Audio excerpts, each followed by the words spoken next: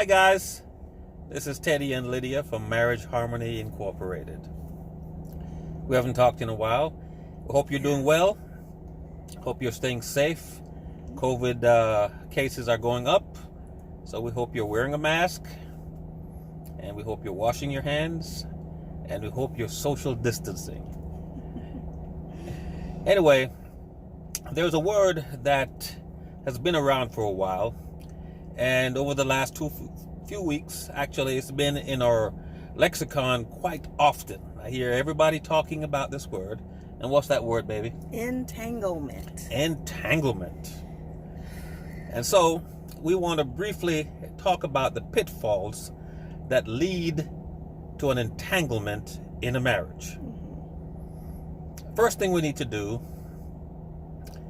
is to define what entanglement means. Please do.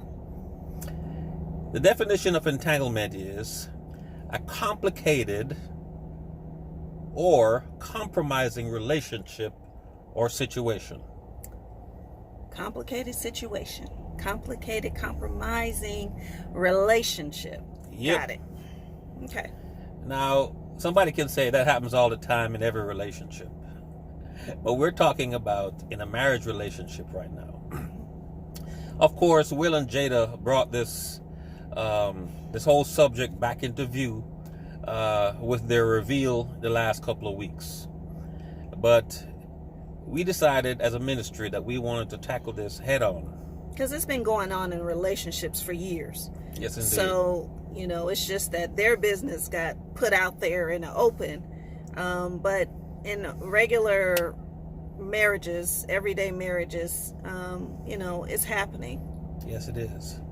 So, the first pitfall we want to talk about is complacency. You said that with emphasis. Complacency. Yes, our complacency. Now, marriages go through different stages. Sometimes spoken needs and desires are not being met. Sometimes emotional and physical needs are not being met. So what to do? That's the big question. What does someone do?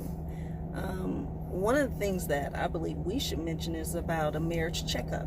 Yes. Just doing a checkup. Yes. What do we mean by checkup? Ha ha ha. Here we go. What's a checkup? You ask each other, what is okay? Are we okay? Is our marriage okay? Is our marriage in a good place?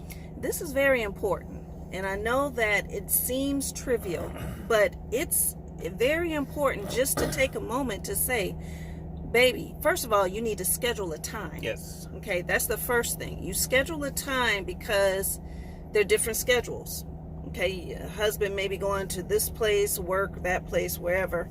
And I know it's COVID, so you can only do but so much. However, it's still scheduling a time that's specific for just the two of you, where you're not going to be interrupted by kids, you're not going to be interrupted or distracted by cell phone, TV, anything like that.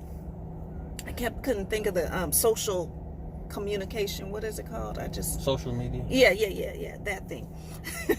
But you don't want to be distracted. So the bottom line is just schedule a time that you and your spouse can get together and say, okay, tonight when the kids go to bed, if you have children, we need to talk. And that way you're not distracted. You don't want any distractions. That's right. This checkup needs to be intentional and scheduled. Baby, I wasn't finished. Oh, okay, we'll carry on, sweetheart. Okay, thank you.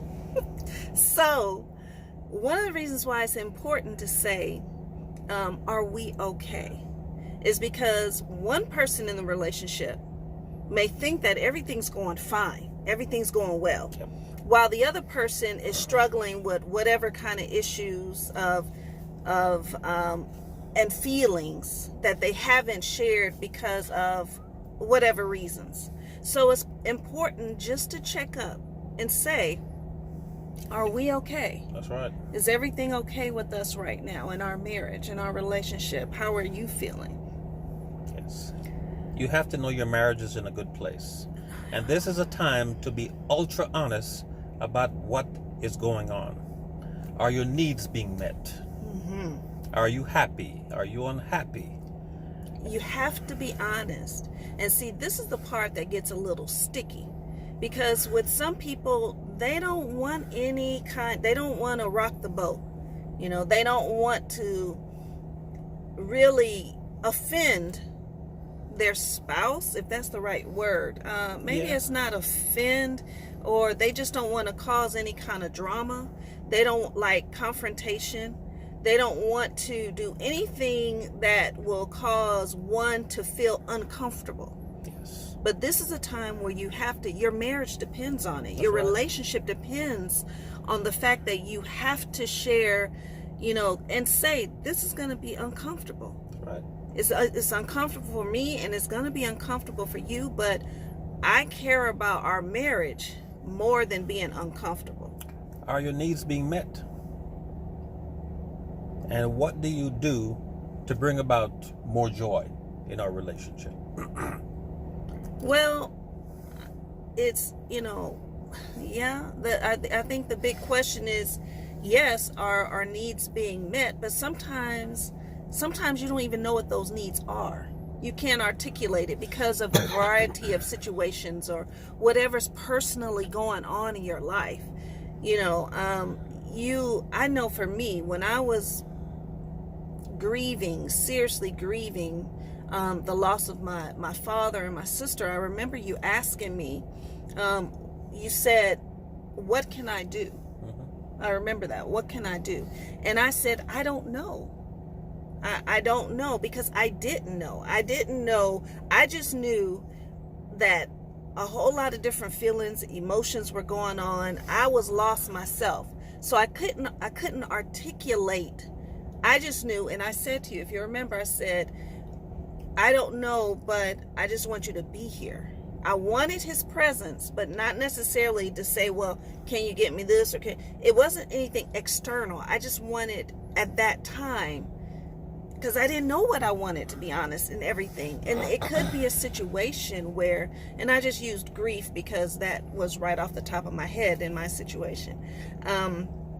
It could be something that, and maybe people aren't good communicating, articulating exactly how they feel. Yes. So patience is very important in a marriage. You know, when you have one spouse that isn't able to really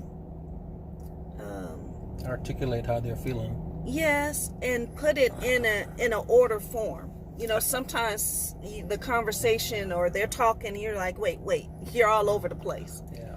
You know. But you see, we have to communicate to make sure that we're meeting each other's needs as married couples. Right, yeah. And that would bring about more joy in a relationship. Absolutely. Because if you're meeting my needs, I'm meeting your needs, and going beyond. Mm-hmm. Then there will be joy in our marriage. And you notice we use the word joy. We use the word joy instead of happiness because, to be honest with you, happiness is one of the worst barometers in measuring one's state.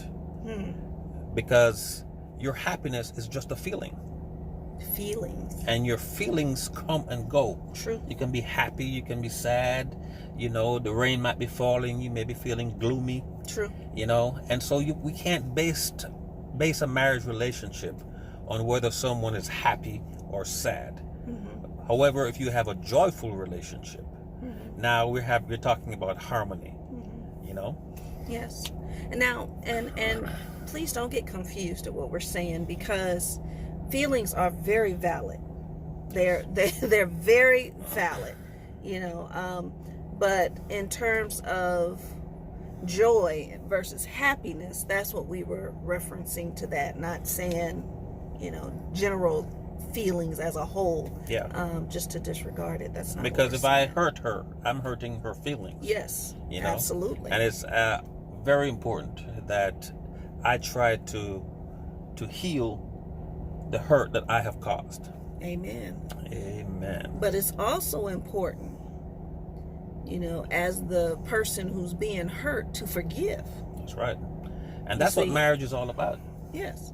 I mean, you may have hurt me in whatever way, or I may have hurt you in some type of way, and whether intentional or unintentional. And I pray that it's never intentional, that the love of your life is intentionally hurting you. That right there is a problem. Yeah. But unintentionally, I hurt you, you hurt me. The next step in that, after we try to, what was the word? I like that word you used. What did you say? Help me out there. What if you hurt me? Heal. That's the word. Okay. The healing. That it is our responsibility to try to heal that wound that we've created. That's right. But forgiveness, so that we're not bringing up that injury over and over again. Yeah. And the idea now is that complacency, by not discussing these needs and these hurts that are in a relationship, can be a major pitfall that would lead to an entanglement. Woo.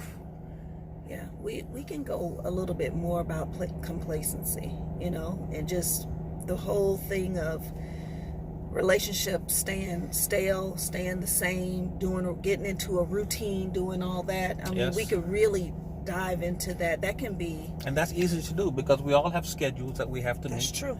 And we get caught up in sometimes taking care of the kids and paying bills. Yes. And then... Same old sex, same old taking care of the kids, same old, a routine, and just, I'm here, you're here, we're in this marriage, but there's nothing the to look joy forward is to. kind of... Yeah, the joy is gone, because everything has become routine. Yeah. And so, you need that time when you come together just to talk about your needs. You have to have a checkup. How often would you say we need a checkup? At least once a year. I would say just once a year. Just, it's not, unless it's your relationship now, so but overall, I would say once a year would be a good time. And even if your marriage is in a good place, still, you don't know,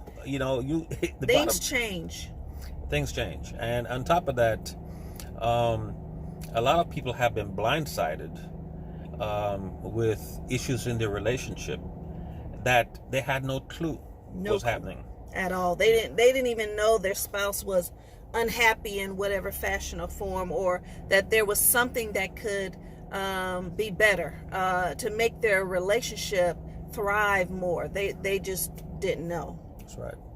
So we have to look forward to our next session. What will we be talking about? The next pitfall. The next pitfall, taking your spouse for granted. Taking your spouse for granted. That's going to be, we're going to get, our next session. Yeah.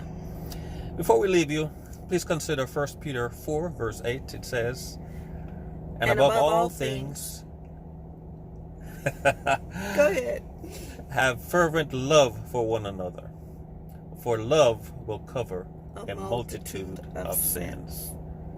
Don't forget to click below to subscribe to our channel. Yes, all the information is below, but subscribe. That's right. Look forward to seeing you later. Bye. Bye.